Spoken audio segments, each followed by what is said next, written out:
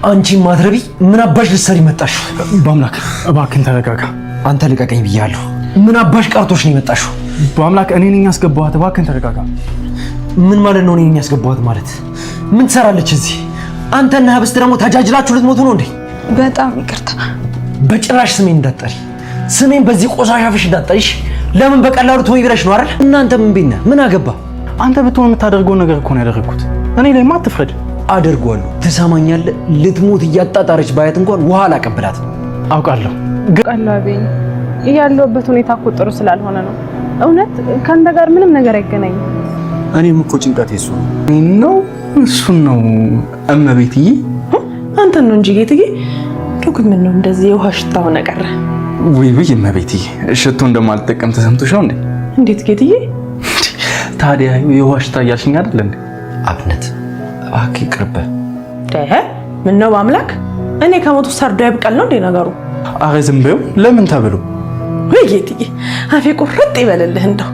አረ ለምን ጠላት ሻፉ ቁርጥ ይበልኝ። ታፈሱ ምንድን ነው? ምን ይሆንሽ ነው?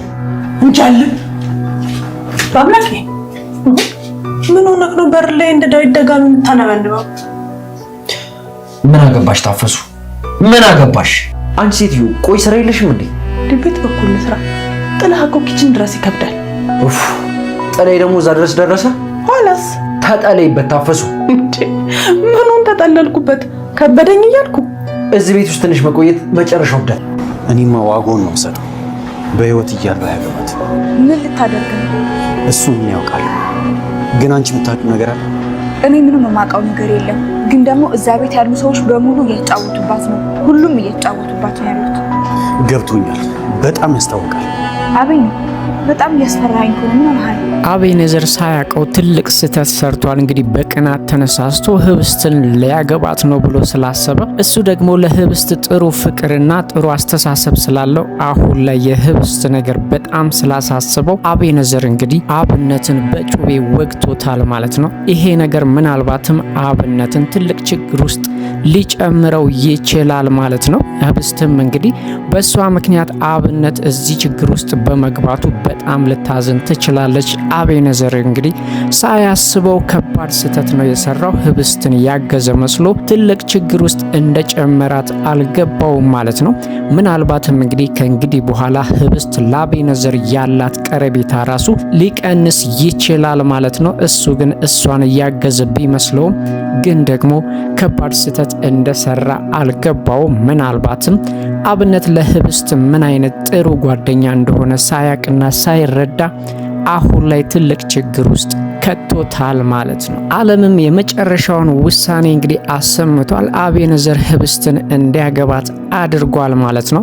ምናልባትም እንግዲህ አብነት ህብስትን እንዲያገባት መደረጉ አሁን ላይ ሊዘገይ ይችላል ማለት ነው። ምክንያቱም አብነት ያለበት ሁኔታ ከባድ ሊሆን ስለሚችል ትንሽ ጊዜ ሊወስድ ይችላል ማለት ነው። በእርግጥ አብነት ያለበት ነገር ያጋጠመው አጋጣሚ ጥሩ ባይሆንም ግን ደግሞ በህብስትና በሱ መካከል ያለውን ነገር ወይም ሊያደርጉ ያሰቡትን ነገር ሊያዘገይላቸው ይችላል ማለት ነው። የዓለም እቅድ እንግዲህ ሁሉም ነገር በፍጥነት እንዲካሄድ ቢሆንም አቤኔዘር ሁሉንም ነገር አበላሽቶታል ማለት ነው።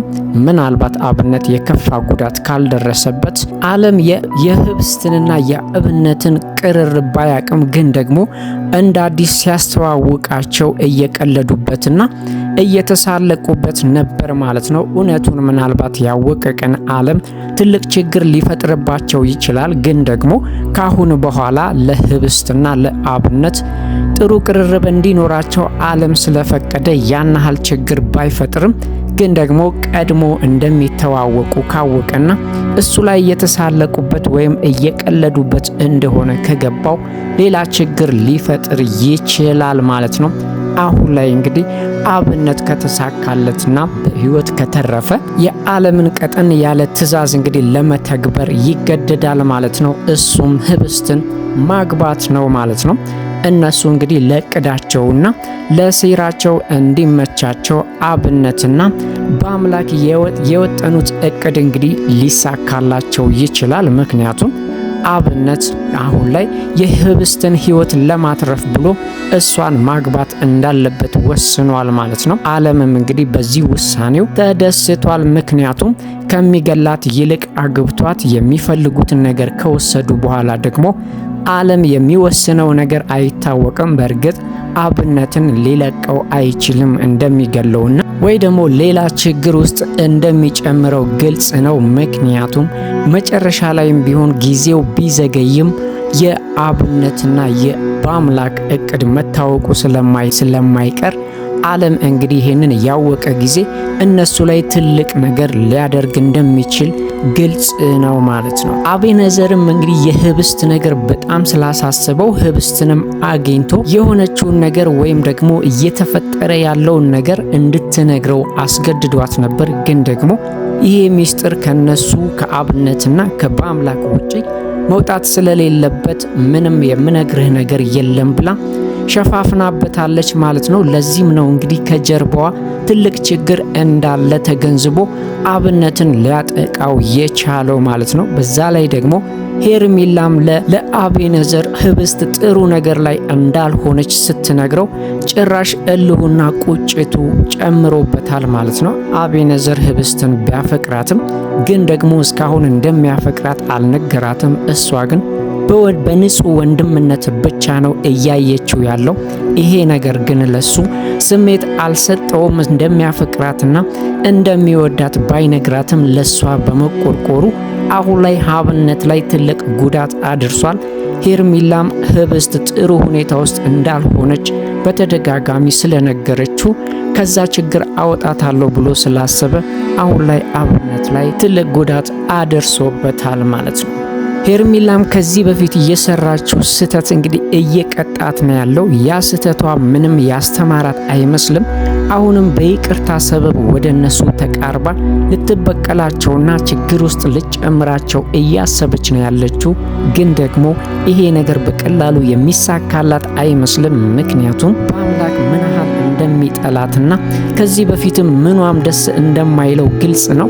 አሁን ላይ ደግሞ ያንን ሁሉ ነገር ካደረገች በኋላ ይቅርታ አድርግሉኝ ብላ መምጣቷ አይናውጣነቷና ምን ያህል ፈጣጣ እንደሆነች ግልጽ ነው ማለት ነው። አብነት እንግዲህ ገራገርም ስለሆነ በዛ ላይ ደግሞ በአዝኖላት ወደ ቤቱ አስገብቷታል። ግን ደግሞ እሱም ቢሆን ይቅርታ አላደረገላትም። ምክንያቱም ያደረገችው ነገር በጣም ከባድና ይቅር የማይባል ነው ማለት ነው። ለዚህም ነው እንግዲህ በአምላክ ዓይንሽን ማየት አልፈልግም፣ ድጋሚ ካየሁሽ እጎዳሻለሁኝ ብሎ በተደጋጋሚ አስጠንቅቋታል። እሷ ግን እነሱን ይቅርታ በሚል ሰበብ ከቀረበች በኋላ ድጋሚ ልትጎዳቸውና ልትበቀላቸውም እያሰበች ነው ያለችው። እዚህ ምድር ላይ ማንም እንደሌላት እየተሰማት ነው። እናቷ ብቻ ነበረች። አሁን ላይ እናቷን በህይወት ስለሌለች ክፉኛ ብቸኝነት በጣም እየጎዳትና እያሰቃያት ነው ያለው። ይሄን ለዚህ ሁሉ ተጠያቂ እንግዲህ ከዚህ በፊት ስታደርጋቸውና ሰዎች ላይ ስትፈጽማቸው የነበሩት በደሎች ናቸው እያስከፈሏት ያሉት ማለት ነው። ግን ደግሞ ያ ነገር ምንም ሊያስተምራት አልቻለም። አሁንም ከናብነትና በአምላክ ጋር በይቅርታ ሰበብ ከተቀራረበች በኋላ ህብስትንም ሆነ ሁሉንም ዋጋቸውን ልትሰጣቸው እያቀደች ነው ያለችው።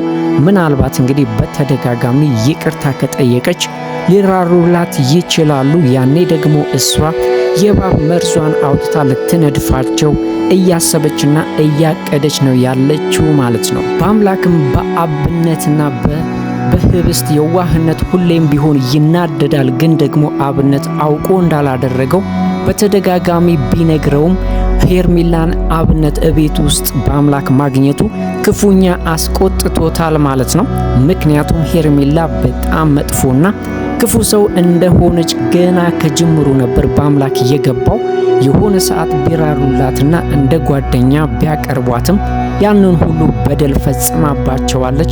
ለዚህም ነው በአምላክ ከእንግዲህ በኋላ ለሷ ምንም አይነት የይቅርታ ቦታም ሆነ የሚራራ ልብ እንደሌለው በተደጋጋሚ እየተናገረ ያለው። በእርግጥ ሄርሜላ የሚገባት ነገር ቢሆንም አሁንም ግን እሷ ከስተቷ ተምራ ጥሩና መልካም ለመሆን እያሰበች አይደለም ማለት ነው። ታፈስም የባምላክ ነገር ስላልሆነላት አሁን ላይ እንግዲህ ፊቷን ወደ አብነት አዙራለች ማለት ነው። ከወደደችው ቆይታለች፣ ግን ደግሞ በግልጽ ለመናገር ጊዜውም ሆነ ወይም ደግሞ ድፍረቱን አላገኘችም። እሱም እንግዲህ በሷ ሁኔታና እየተገረመና እየተደነቀ ነው ያለው ማለት ነው። ታፈስ እንግዲህ ከዚህ በፊት ለባምላክ ብዙ ጥረት አድርጋለች እንዲወዳትና ፍቅሯ እንዲቀበላት ብዙ መከራና ብዙ መስዋዕትን ከፍላለች ማለት ነው። እሱ ግን ልቡ በጠቅላላ ወደ ህብስት እንደሆነ ስታቅ ቁርጧን አውቃ አሁን ላይ ፊቷን ወደ አብነት አዙራለች ማለት ነው። አብነት በታፈስ ሁኔታ ግራ ቢጋባም እሷ ግን እንደወደደችውና የሷ ልታረገው እንዳሰበች ግልጽ ነው ማለት ነው። ባምላክም እንግዲህ አሁን ላይ በታፈስና በአብነት መካከል ምን እየተካሄደ እንደሆነ ግራ ቢገባውም ግን ደግሞ አብነት ራሱ ታፈስ እያረገች ያለችው ነገር ግራ አጋብቶታል ማለት ነው።